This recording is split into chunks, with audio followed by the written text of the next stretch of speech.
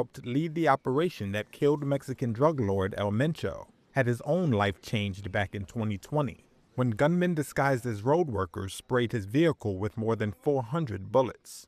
44-year-old Omar Garcia Harfuch, Mexico's current security chief, survived the attack, while two of his bodyguards and a bystander lost their lives. Since then, Harfuch has spent his days and nights inside fortified office buildings. He blamed El Mencho for the attempt on his life, so bringing down the brutal cartel leader was a deeply personal moment for Harfuch. Journalist Oscar Bauman specializes in organized crime and public security.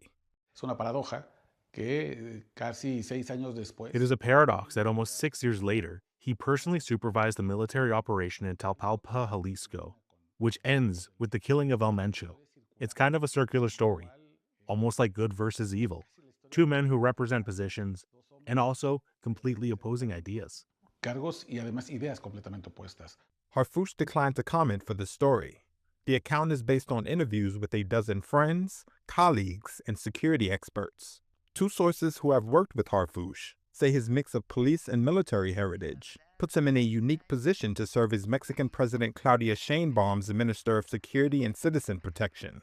Both his father and his grandfather have been members of, or key members of the security forces for a number of decades. Gladys McCormick is a professor of history at Syracuse University. He is showing himself to be unbelievably savvy and very knowledgeable in terms of how to kind of manage some of the pressures that he is, or the Sheinbaum administration is experiencing from the Trump administration. I think he's known how to read the room, and he's known how to kind of guide her in terms of being a partner to her. With how to respond to Marco Rubio and some of the other individuals from the US government. And I think that reading and the timing of the response from Mexico has been unbelievably astute.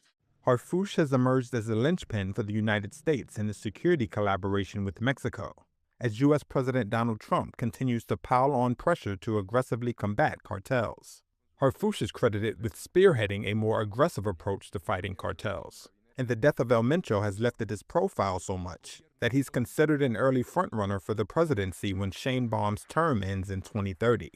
In the meantime, those close to Harfuch say he's unlikely to let his guard down now that El Mencho is gone.